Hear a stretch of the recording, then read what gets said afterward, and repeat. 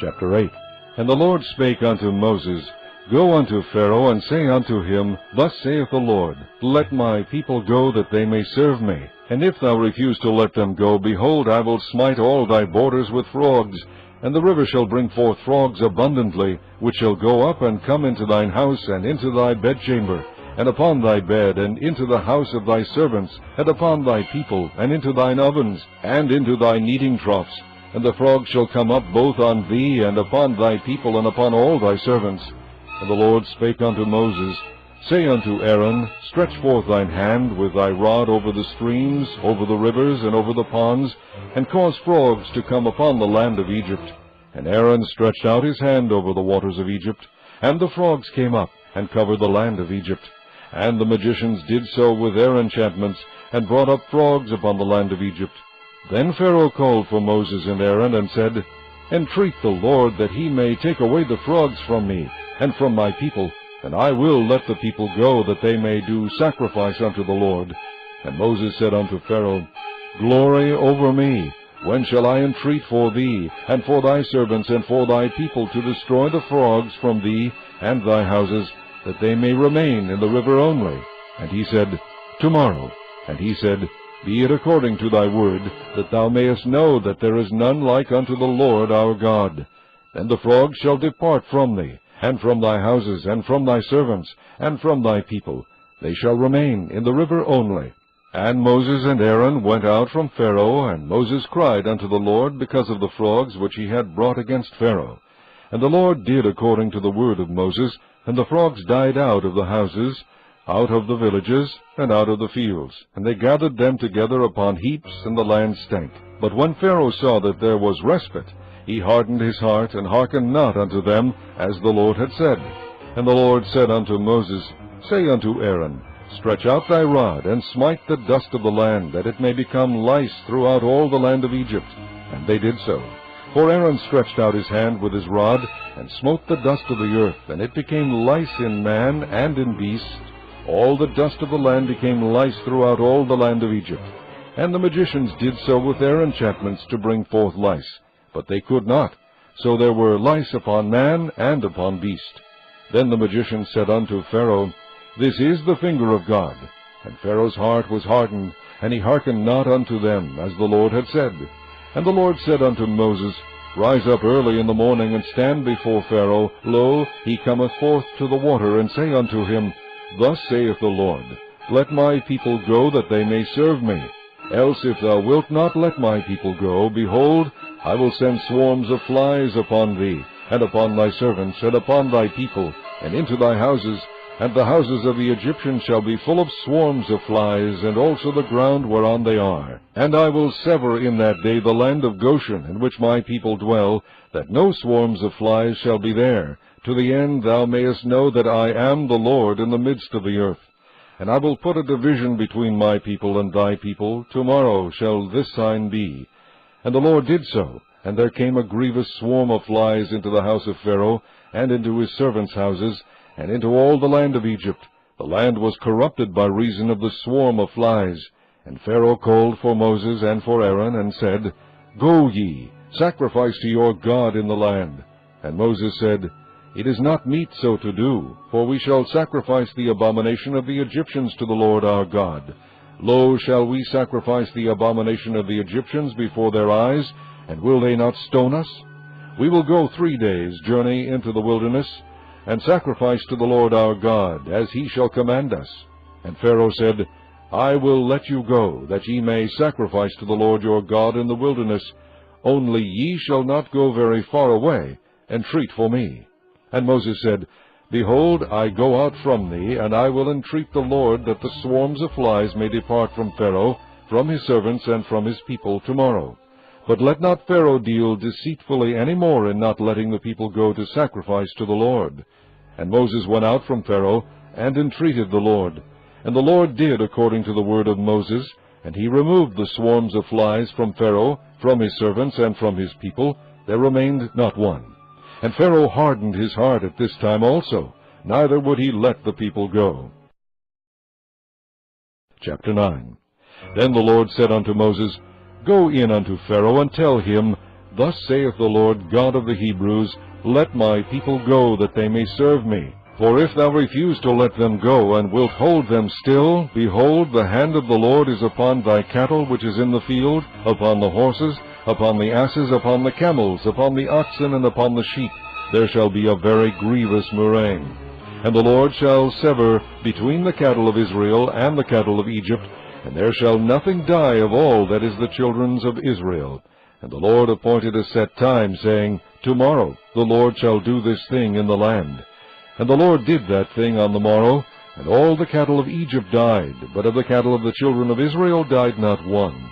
And Pharaoh sent, and behold, there was not one of the cattle of the Israelites dead. And the heart of Pharaoh was hardened, and he did not let the people go. And the Lord said unto Moses and unto Aaron, Take to you handfuls of ashes of the furnace, and let Moses sprinkle it toward the heaven in the sight of Pharaoh, and it shall become small dust in all the land of Egypt, and shall be a boil breaking forth with blains upon man and upon beast throughout all the land of Egypt. And they took ashes of the furnace, and stood before Pharaoh, and Moses sprinkled it up toward heaven, and it became a boil breaking forth with blains upon man and upon beast. And the magicians could not stand before Moses because of the boils, for the boil was upon the magicians, and upon all the Egyptians. And the Lord hardened the heart of Pharaoh, and he hearkened not unto them, as the Lord had spoken unto Moses. And the Lord said unto Moses, Rise up early in the morning, and stand before Pharaoh, and say unto him, Thus saith the Lord God of the Hebrews, Let my people go, that they may serve me. For I will at this time send all my plagues upon thine heart, and upon thy servants, and upon thy people, that thou mayest know that there is none like me in all the earth. For now I will stretch out my hand, that I may smite thee and thy people with pestilence, and thou shalt be cut off from the earth. And in very deed for this cause have I raised thee up, for to shew in thee my power, and that my name may be declared throughout all the earth. As yet exaltest thou thyself against my people, that thou wilt not let them go. Behold, tomorrow about this time I will cause it to rain a very grievous hail, such as hath not been in Egypt since the foundation thereof even until now. Send therefore now, and gather thy cattle, and all that thou hast in the field, for upon every man and beast which shall be found in the field, and shall not be brought home, the hail shall come down upon them, and they shall die. He that feared the word of the Lord among the servants of Pharaoh made his servants and his cattle flee into the houses. And he that regarded not the word of the Lord left his servants and his cattle in the field. And the Lord said unto Moses, Stretch forth thine hand toward heaven, that there may be hail in all the land of Egypt, upon man, and upon beast, and upon every herb of the field, throughout the land of Egypt. And Moses stretched forth his rod toward heaven, and the Lord sent thunder and hail, and the fire ran along upon the ground, and the Lord rained hail upon the land of Egypt. So there was hail, and fire mingled with the hail, very grievous, such as there was none like it in all the land of Egypt since it became a nation. And the hail smote throughout all the land of Egypt all that was in the field, both man and beast. And the hail smote every herb of the field, and brake every tree of the field.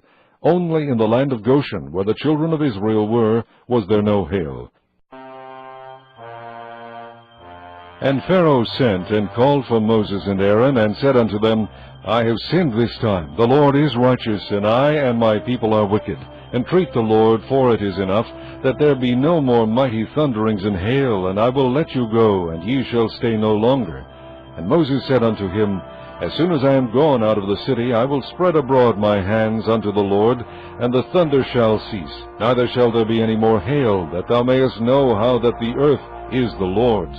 But as for thee and thy servants, I know that ye will not yet fear the Lord God. And the flax and the barley were smitten, for the barley was in the ear, and the flax was bold. But the wheat and the rye were not smitten, for they were not grown up. And Moses went out of the city from Pharaoh, and spread abroad his hands unto the Lord. And the thunders and hail ceased, and the rain was not poured upon the earth. And when Pharaoh saw that the rain and the hail and the thunders were ceased, he sinned yet more, and hardened his heart, he and his servants.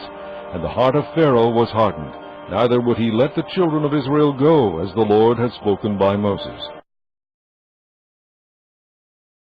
Chapter 10. And the Lord said unto Moses, Go in unto Pharaoh, for I have hardened his heart, and the heart of his servants, that I might shew these my signs before him, and that thou mayest tell in the ears of thy son, and of thy son's sons, what things I have wrought in Egypt, and my signs which I have done among them, that ye may know how that I am the Lord.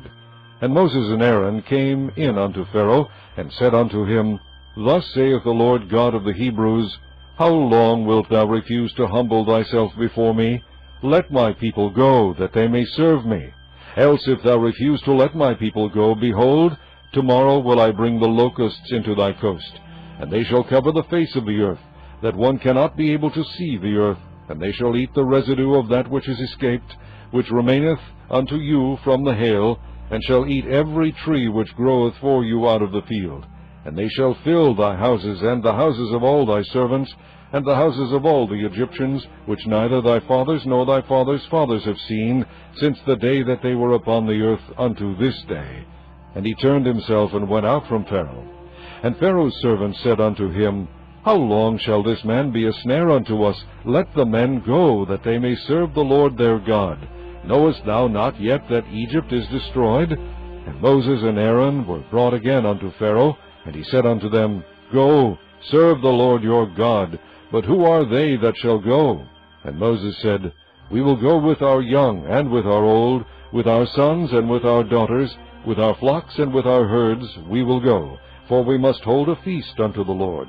And he said unto them, Let the Lord be so with you, as I will let you go, and your little ones, look to it, for evil is before you. Not so.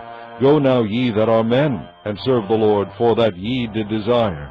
And they were driven out from Pharaoh's presence.